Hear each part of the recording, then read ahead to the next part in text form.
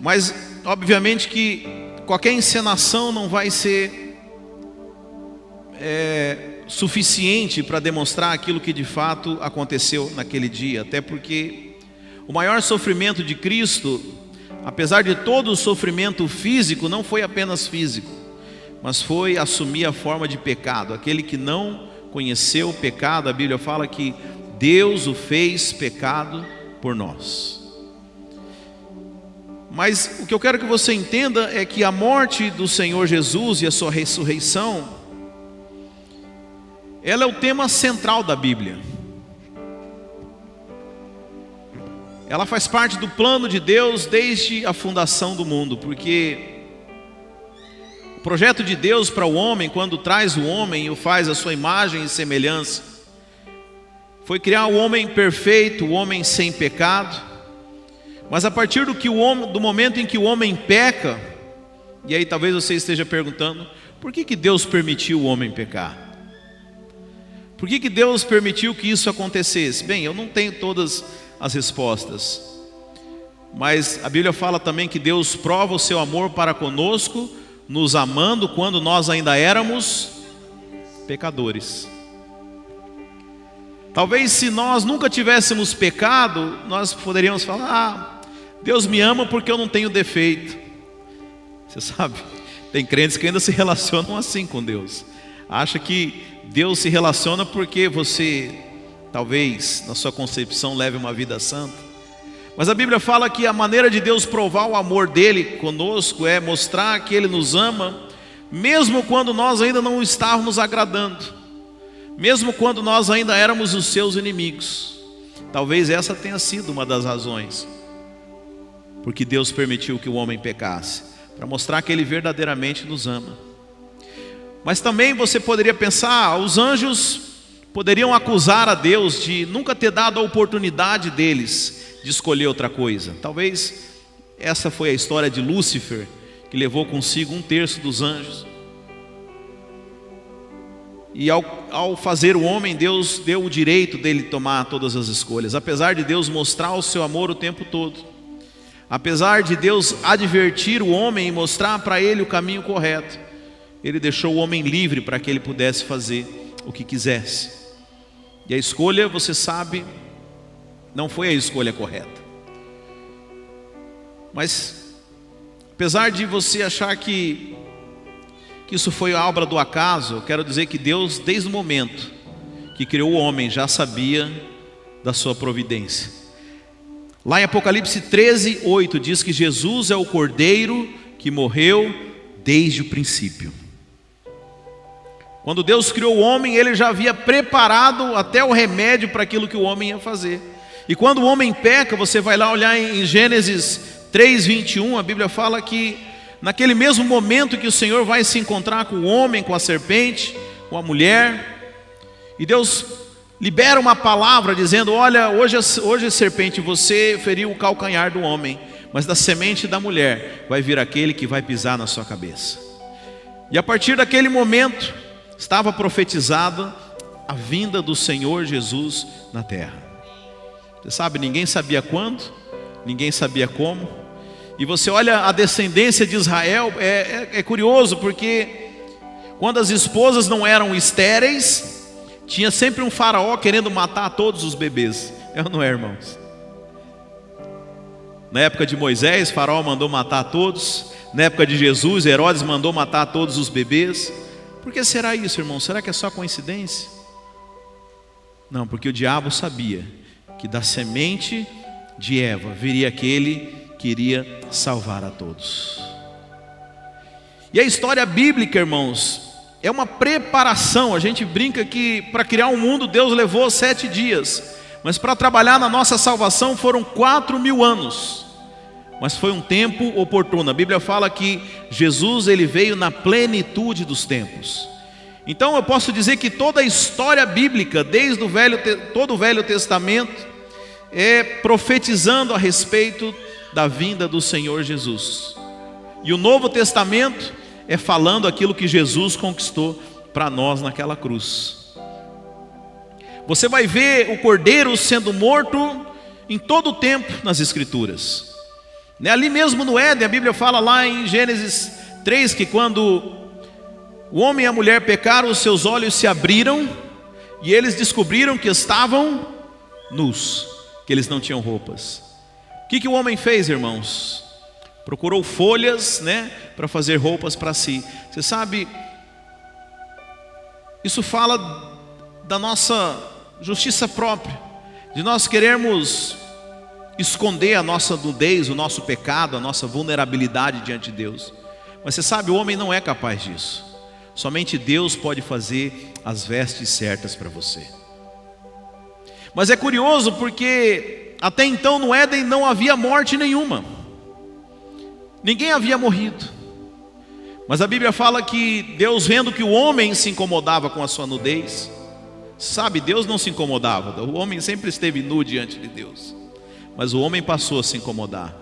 Então a Bíblia fala que Deus, ele foi e preparou roupas. Lá em Gênesis 3:21, o Senhor Deus fez roupas de pele para o homem e a sua mulher e os vestiu. Você pode imaginar que animal que eles usavam para fazer as peles? Que peles que eles usavam para fazer as roupas? Sim, eram peles de cordeiro. Então eu quero dizer que lá no Éden, a primeira morte que aconteceu em toda a terra foi o cordeiro que morreu. Morreu para que a nudez do homem fosse encoberta diante de Deus. Será que isso parece com alguma coisa? O apóstolo Paulo fala que nós de Cristo nos revestimos. Não é que você não tenha mais defeitos. Sabe, muitas pessoas têm dificuldade em entender isso. Não é que você não peca, não é que você não tenha mais defeitos, mas hoje você está vestido com as peles de cordeiro. Quantos conhecem a história de Jacó aqui? Jacó e Esaú, seu irmão. Seu irmão era o primogênito, e como primogênito ele tinha direito a uma herança maior.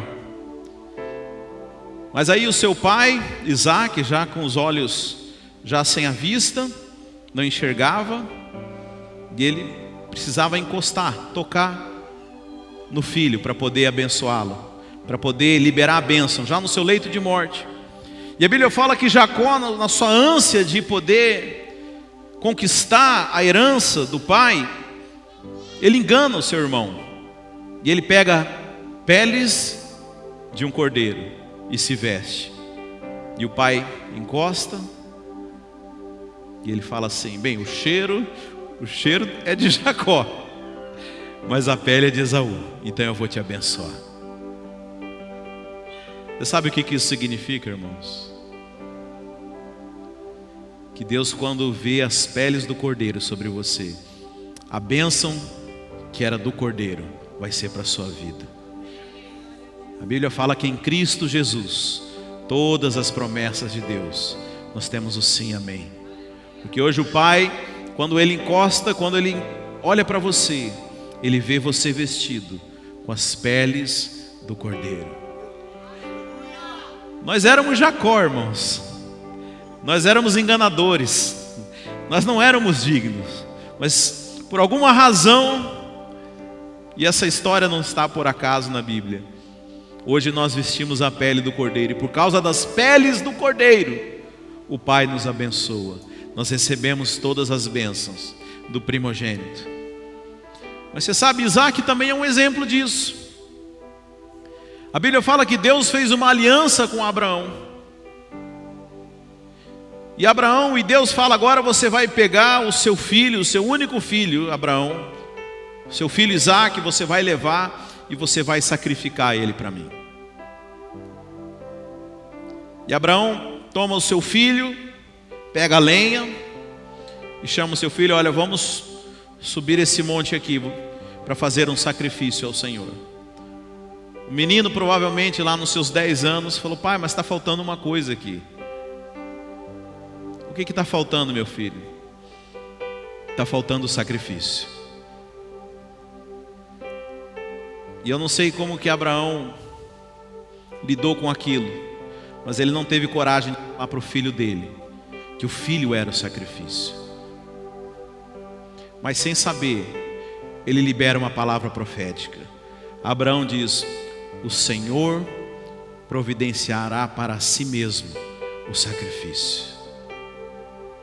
E a Bíblia fala que lá naquela montanha, quando Abraão preparava-se para sacrificar Isaque, o Senhor mandou que ele parasse. E ele olhou e havia um cordeiro para que fosse sacrificado no lugar de Isaque. É o cordeiro, irmãos. É sempre o cordeiro. É o cordeiro que morreu no lugar de Isaque. A morte era para ser de Isaque, mas Deus providenciou para si um cordeiro. Eu não sei se você está entendendo, mas naquela cruz era para estar eu e você. Porque a Bíblia fala que o salário do pecado é a morte. Você sabe, existem muitas maldições, mas a rigor, a única consequência do pecado é a morte. Todos nós, irmãos, estávamos condenados à morte eterna, mas o Cordeiro entrou no nosso lugar. Você sabe, Caim e Abel, os dois primeiros filhos de Adão e Eva, a Bíblia fala que os dois foram fazer uma oferta ao Senhor. Caim pegou dos frutos das suas colheitas e fez uma oferta ao Senhor. Mas Abel pegou um cordeiro. E a Bíblia fala que o Senhor se agradou do cordeiro. O Senhor falou: você está entendendo? Você está entendendo o que eu quero? Eu quero um cordeiro. Amém? Quando chegou a vez de Noé, irmãos, a Bíblia fala lá em Gênesis 8, no capítulo 20, que Noé construiu um altar dedicado ao Senhor e, tomando alguns animais do rebanho, ofereceu um holocausto sobre o altar. Noé já tinha entendido que Deus quer o cordeiro. Sabe, o que interessa para o Senhor é o cordeiro. Aí você sabe a história depois de Jacó. Jacó tem seu filho José. José é vendido como escravo, vai parar no Egito. Existe uma grande fome no mundo e o povo hebreu vai se refugiar no Egito, se torna lá um escravo. E durante 400 anos esse povo se tornou um escravo no Egito. Mas Deus tinha um plano para esse povo. E o centro desse plano era um cordeiro. Foi por um cordeiro que eles foram livrados do Egito. Aliás, foi o cordeiro que os livrou. Você conhece a história? Foram 10 pragas que Deus enviou sobre o Egito. A primeira delas, águas viraram sangue. Depois foram a praga das rãs, depois dos piolhos, das moscas, da peste nos animais, das úlceras, chuva de pedras, gafanhotos, trevas. Mas por último, Deus falou: eu vou passar com o anjo da morte e vou matar todo o primogênito na terra no Egito. Mas aquela família que tiver o cordeiro, o anjo da morte não vai passar por ela. Deixa eu dizer, quem tem o cordeiro está livre da ira de Deus. A Bíblia conta que o profeta Elias, certa vez, foi desafiar os profetas de Baal. E eram 400 profetas contra um profeta de Deus. E ele falou: olha, vocês estão servindo aos seus deuses, eu tenho o meu Deus aqui. Então vamos fazer o seguinte, vamos construir um altar aqui, e aquele Deus que for verdadeiro, nós vamos invocar e ele vai mandar fogo sobre esse altar. E aí os profetas de Baal começaram, eram muitos, começaram a invocar os seus deuses, pedindo fogo, e nada acontecia. E começaram a se flagelar, a se mutilar, tentando atrair a atenção dos seus deuses. E o homem de Deus foi ganhando confiança também, né? Falou: quem sabe, grita mais alto, né? Às vezes seus deuses estão dormindo. Mas não aconteceu nada. Aí quando foi a vez do profeta Elias, a Bíblia fala que ele, só para garantir, dizer que o altar não estava quente, jogou água sobre o altar que ele fez. E ele invocou a Deus, colocou o sacrifício, e Deus enviou fogo do céu. Mas você sabe, irmãos, se você fosse o profeta Elias, você ia pedir para ir mandar só fogo no altar, ou você ia pedir para queimar mais gente lá? Seja franco, você acha que Elias pediu para Deus mandar fogo só sobre o altar? Ou sobre todos aqueles profetas que estavam perseguindo ele? Mas Deus mandou só sobre o altar, porque onde tem o cordeiro, a ira de Deus só vem sobre o sacrifício. Sabe, aonde tem um cordeiro, aquela família está protegida. Então naquela Páscoa, lá no Egito, aquelas famílias, a Bíblia fala que Deus mandou cada família pegar para si um cordeiro. Isso depois, se você quiser olhar na sua Bíblia, está lá em Êxodo 12. Porque o cordeiro, ele não é para o indivíduo, o cordeiro é para a família, amém, irmãos? A Bíblia diz: crê no Senhor Jesus e será salvo tu e a tua casa. O cordeiro é para toda a família. E Deus manda que aquele cordeiro, primeiramente, ele ficaria ali na casa por 5 dias. Tinha que ser um cordeiro sem defeito. E assim como o Senhor Jesus foi examinado pelos oficiais romanos, aquele cordeiro fica 5 dias ali sendo examinado. E ao 5º dia ele ia ser imolado, ele ia ser cortado. E a Bíblia fala que o sangue desse cordeiro deveria ser colocado nos umbrais das portas, na porta da casa. Você sabe, muitas pessoas não entendem a salvação porque elas querem ver a salvação. Ah, pastor, eu não consigo me ver essa pessoa justificada pelo sangue. E é interessante porque a Bíblia fala que o Senhor manda que o sangue fosse colocado do lado de fora da casa e não do lado de dentro, porque não era para as pessoas da casa verem o sangue, mas ele fala que quando passasse o anjo da morte, ele fala: eu verei o sangue nos umbrais das portas.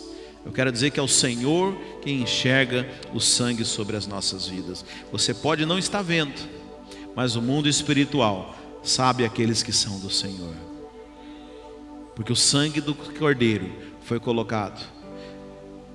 E Deus manda que esse cordeiro ele fosse assado no fogo. Ele não podia ser cozido, ele não podia ser comido cru, porque o fogo ele fala do juízo de Deus. Você sabe, tem pessoas que acreditam em Jesus, mas acreditam no Jesus como um bom homem, não acreditam que ele morreu como alguém que recebeu o juízo de Deus. Não acredito, não. O que significa isso? Não passaram o cordeiro pelo fogo. O fogo é juízo. Não basta crer apenas que Jesus existiu, precisa crer que Jesus levou todo o fogo de Deus sobre si. Você sabe, qualquer ímpio, aliás, a maioria dos ímpios não vão negar a existência de Jesus, mas para ele Jesus é só um bom mestre, é um exemplo do lado de grandes nomes, né, como Mahatma Gandhi, como outros líderes religiosos. Esse é o cordeiro cru, que não recebeu o juízo. Mas o Jesus que salva, a crença, a fé verdadeira que nos dá a salvação, qual que é? Que Jesus recebeu o fogo dos céus. O fogo que era para cair sobre as nossas cabeças, como lá na experiência de Elias. Mas onde tem o cordeiro, o fogo cai só sobre o cordeiro. Jesus, como nós lemos aqui em Isaías 53, nós o reputávamos por aflito, nós achávamos: meu Deus, o que esse homem fez para tamanha desgraça vir sobre ele? Mas a Bíblia fala que era por causa das nossas iniquidades que ele estava sendo castigado. Foi no nosso lugar. Então, quando nós cremos que o fogo veio sobre, o juízo de Deus veio sobre Jesus, nós entendemos também que não existe mais juízo para nós. Tem uma passagem, eu não coloquei aqui, que fala, se não me engano, no Evangelho de João: aquele que crê em Jesus não entra em juízo, mas passa da morte para a vida. Você sabe, tem crente ainda com medo do dia do juízo. Não te contaram, não, irmão? Você já foi julgado e já foi condenado, só que o outro levou no seu lugar. Isso aconteceu há 2000 anos atrás. Não vai haver mais juízo, irmãos, porque Deus não vai cobrar a mesma dívida duas vezes. A Bíblia fala que todo inscrito de dívida foi levado naquela cruz. Mas isso é para aqueles que creem no Cordeiro que passou pelo fogo. Mas a Bíblia fala também que essa família deveria comer o Cordeiro por inteiro.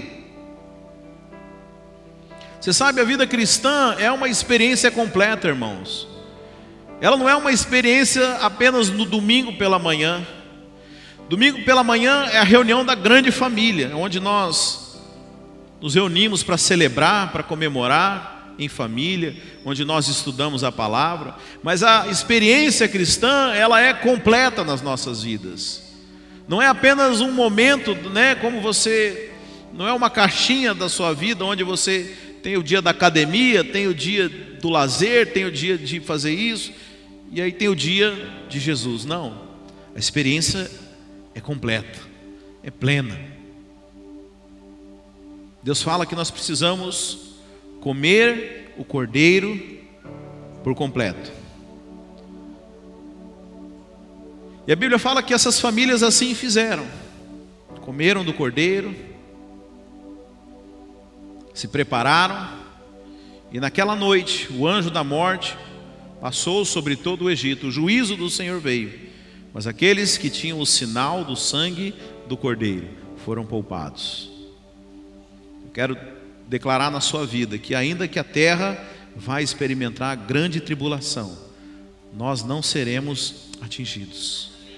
O sangue do Cordeiro está sobre nós. Não se preocupa, não, você não precisa ter carteirinha de igreja, não precisa ter Bíblia aberta no Salmo 91, porque já existe um selo sobre você. A Bíblia fala que nós somos selados pelo Espírito de Deus. O mundo espiritual nos conhece, irmãos. Você pode acreditar nisso. E aí aquele povo, ele é livrado do inimigo, ele é livrado. Mas o Cordeiro se torna uma regra na vida do povo. E aí logo que esse povo consegue se estabelecer no deserto, depois de sair do Egito, Deus manda eles construírem o tabernáculo. Mas o centro do tabernáculo, a principal atividade do tabernáculo, qual que era? O sacrifício do Cordeiro. Veja, como eu falei, desde que o homem pecou, Deus já havia profetizado a vinda do Senhor Jesus. Mas Deus estava ensinando o seu povo como é que a salvação iria acontecer. Talvez hoje é fácil para mim e para você entender a salvação de Jesus, mas Ele estava ensinando, porque não havia ninguém entendia isso. Eles conheciam Deus de muitas formas, mas você imagina você conhecer o Filho de Deus? E então, desde que esse povo se torna livre, eles começam a oferecer o Cordeiro, né? Lá em Levíticos 16 orienta como que era essa oferta. E até hoje o povo judeu que espera por um Messias, eles ainda praticam isso. É chamado Yom Kippur, o dia do perdão nacional, onde um cordeiro ele é oferecido pelos seus pecados. Mas aí, na plenitude dos tempos, o Senhor Deus envia o seu próprio Cordeiro. E João, ele fala o quê? Lá em João 1:29, eis o Cordeiro de Deus, que tira o pecado do mundo. Até hoje, vocês ofereciam sacrifícios de bodes, de carneiros, para que o pecado fosse limpo. Você sabe, eles acreditavam que eles estavam purificados por um ano. Mas agora chegou o Cordeiro de Deus, que veio cumprir aquilo que foi profetizado em todo o Velho Testamento. E aí eu queria que você lesse comigo Hebreus 10, agora no Novo Testamento, a respeito disso.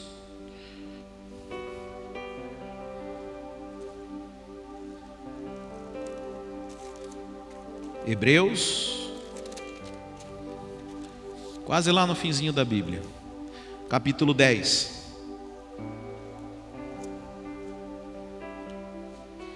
Ora, visto que a lei tem sombra dos bens vindouros, não a imagem real das coisas. Presta atenção no que está falando aqui. Aqui está dizendo que as leis que Deus entregou para Moisés, que não eram só os 10 mandamentos, mas se você olhar Deuteronômios, Levíticos, Êxodo, são 613 mandamentos, ordenanças e leis cerimoniais. Aqui está dizendo que todos esses 613 eram apenas uma sombra das coisas vindouras. Deixa eu dizer, hoje nós enxergamos a realidade. Tudo lá era uma profecia. Ora, visto que a lei tem sombra dos bens vindouros, não a imagem real das coisas, nunca, jamais pode tornar perfeitos os ofertantes. Fala assim, eu e você, os ofertantes. A lei nunca podia tornar eu e você perfeitos. Está me entendendo? Com os mesmos sacrifícios que ano após ano, perpetuamente eles oferecem. De outra sorte, não teriam cessado de ser oferecidos, porquanto os que prestam culto, tendo sido purificados uma vez por todas, não teriam consciência de pecados. Entretanto, nesses sacrifícios faz-se recordação de pecados todos os anos, porque é impossível que o sangue de touros e bodes remova pecados. Agora a respeito de Jesus. Por isso, ao entrar no mundo diz, sacrifício e oferta não quiseste, antes um corpo me formaste. Não te deleitastes com holocaustos e ofertas pelo pecado. Então eu disse, eis aqui estou. No rolo do livro está escrito a meu respeito, para fazer, ó Deus, a tua vontade. E depois de dizer como acima, sacrifícios e ofertas não quiseste, nem com holocaustos e oblações pelo pecado, nem com isso te deleitaste, que são as coisas que se oferecem segundo a lei. Então acrescentou, eis aqui estou para fazer, ó Deus, a tua vontade. Remove o primeiro para estabelecer o segundo. Nessa vontade é que temos sido santificados, mediante a oferta do corpo do Senhor Jesus Cristo, uma vez por todas.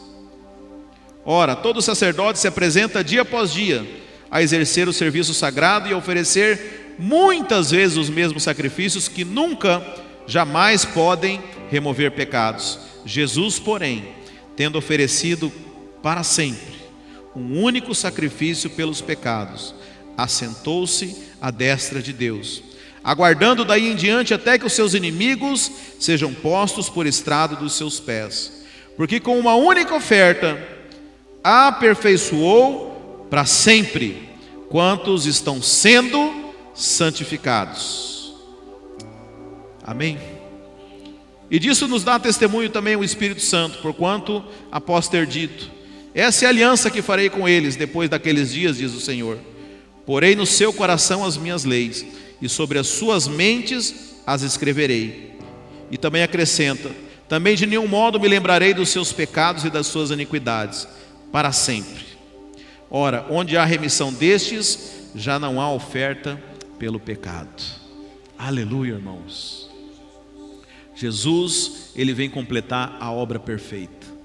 A ressurreição é a prova de que o Senhor aceitou o Cordeiro. Você sabe, muitos falsos cristos já apareceram. Haviam aparecido antes de Jesus. E muitos foram martirizados, morreram alegando isso. Mas para que alguém pudesse pagar a nossa dívida, tinha um problema. Vem cá, Hilton, vamos encenar aqui. Vamos supor que eu tenho uma dívida de 1 milhão. E o Hilton também tem uma dívida de 1 milhão também. Como é que alguém devedor pode vir para mim e falar: não, eu quero pagar a sua dívida? Você quer pagar minha dívida? Você até quer, mas como é que você vai pagar?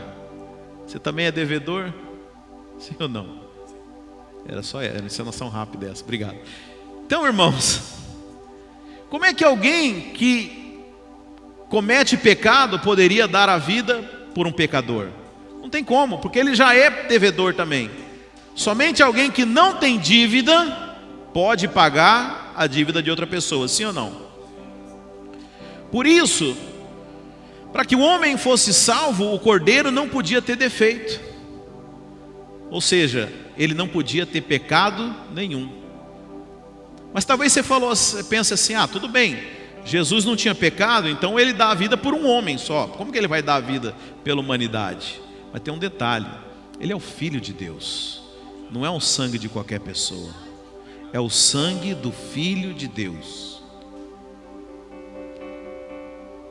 E a prova de que os nossos pecados foram perdoados, eu sei que você entendeu que foi na morte que Jesus morreu pelos pecados, mas ainda podia restar uma dúvida: será que ele não tinha dívida também? Como que eu sei que a minha dívida foi paga?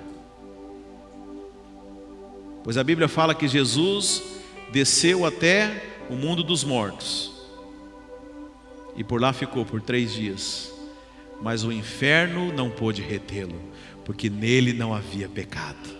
Por isso ele ressurgiu, ele ressuscitou. E a ressurreição é a prova de que o cordeiro era puro e foi aceito por Deus. A morte foi pelos nossos pecados, mas a ressurreição é a prova de que Deus aceitou essa oferta.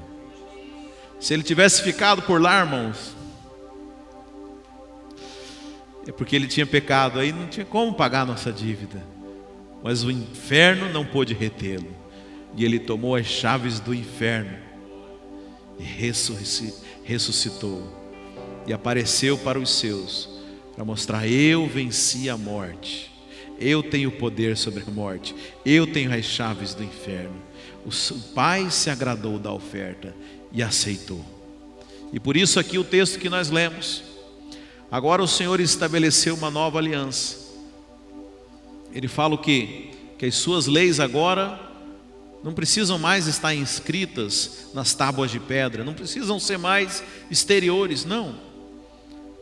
O Senhor colocou as suas leis em nós, o seu Espírito Santo. O Espírito Santo, a Bíblia fala que nos guia a toda verdade. Aliás, nessa profecia também fala que ninguém mais dirá ao seu irmão: conhece-te ao Senhor, porque todos me conhecerão, desde o menor até o maior. Mas o que é mais precioso, fala que dos seus pecados jamais me lembrarei. Não está falando que você deixou de pecar, você está me entendendo? Nós não deixamos, irmãos. A Bíblia fala que aquele que diz que não tem pecado chama Deus de mentiroso. A vida cristã não tem a ver com isso, irmãos. A vida cristã não é o que eu faço ou deixo de fazer. A vida cristã é o que Ele fez por mim. E pelo que Ele fez por mim, hoje eu sou aceito diante de Deus. Por causa das peles. O pai, quando vê as peles do primogênito, ele fala: eu vou liberar a bênção sobre ele. Sabe, essa foi a forma santa que Deus escolheu para nós. Sabe, e é por isso que nós somos jubilosos. Eu queria chamar os irmãos do louvor, porque agora nós vamos contar a segunda parte dessa história, que está registrado lá em João 20, sobre a ressurreição de Jesus. João 20 diz assim: no primeiro dia da semana, Maria Madalena foi ao sepulcro de madrugada, sendo ainda escuro, e viu que a pedra estava removida. Então correu e foi ter com Simão Pedro e o outro discípulo a quem Jesus amava, e disse-lhes: tiraram do sepulcro o Senhor e não sabemos onde o puseram. Saiu, pois, Pedro e o outro discípulo e foram ao sepulcro. E ambos corriam juntos, mas o outro discípulo correu mais depressa do que Pedro e chegou primeiro ao sepulcro. E abaixando-se, viu os lençóis de linho, todavia não entrou. Então Simão Pedro, seguindo, chegou, entrou no sepulcro, e ele também viu os lençóis e o lenço que estava sobre a cabeça de Jesus, e que não estava com os lençóis, mas deixado num lugar à parte. Então entrou também outro discípulo que chegara primeiro ao sepulcro, e viu e creu, pois ainda não tinham compreendido a Escritura, que era necessário ressuscitar ele dentre os mortos. E voltaram os discípulos outra vez para casa. Maria, no entanto, permanecia junto à entrada do túmulo, chorando. Enquanto chorava, abaixou-se e olhou para dentro do túmulo, e viu 2 anjos vestidos de branco, sentados onde o corpo de Jesus fora posto, um à cabeceira e outro aos pés. Lembra que ainda era escuro, né? Foi de madrugada isso. Então eles lhe perguntaram: mulher, por que choras? E ela lhes respondeu: porque levaram o meu Senhor e não sei onde puseram. E tendo dito isso, voltou-se para trás e viu Jesus em pé, mas não reconheceu que era Jesus. Perguntou-lhe Jesus: mulher, por que choras? A quem procuras? E ela, supondo ser ele o jardineiro, respondeu: Senhor, se tu o tiraste, diz-me onde o puseste, e eu o levarei. Disse-lhe Jesus: Maria. Voltando-se, disse-lhes em hebraico: Rabone. Recomendou-lhe Jesus: não me detenhas, porque ainda não subi para o meu Pai, mas vai ter com os meus irmãos, e dize-lhes: subo para o meu Pai e vosso Pai, para que meu Deus e o vosso Deus. Então saiu Maria Madalena anunciando aos discípulos: vi o Senhor, e contava que ele lhe dissera essas coisas. Amém, irmãos? Lá no 26, passado 8 dias, estavam outra vez ali reunidos os seus discípulos, e Tomé com eles. Estando as portas trancadas, veio Jesus, pôs-se no meio. Você sabe, irmãos, só abrir um parênteses. Deus escolheu para que nós vivêssemos em família, irmãos. Quando Deus cria o homem, Ele fala: façamos.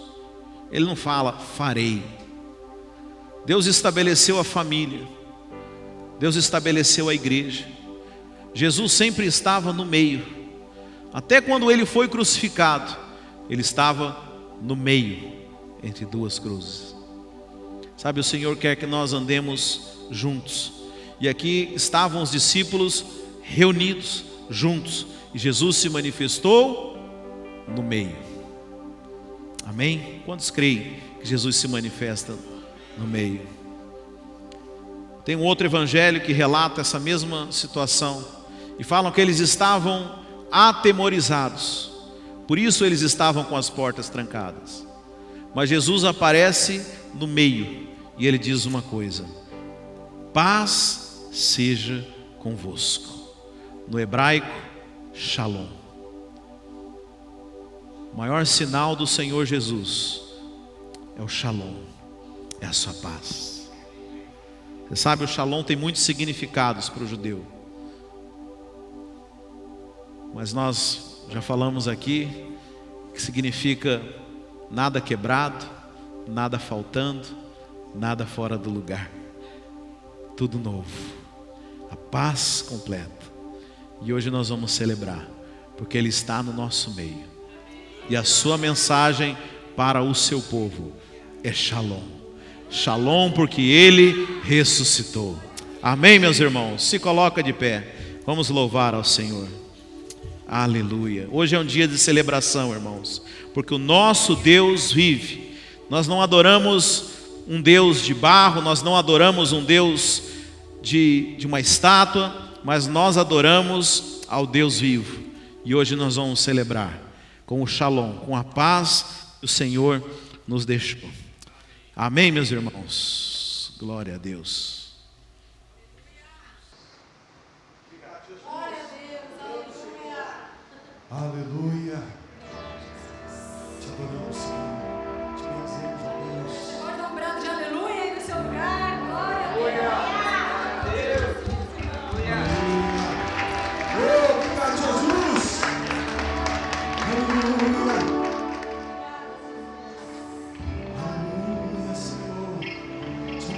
Jesus. Obrigado por esse dia. Obrigado pela tua presença, pelo teu Espírito. Obrigado, Jesus. Adore o Senhor no teu lugar onde você está.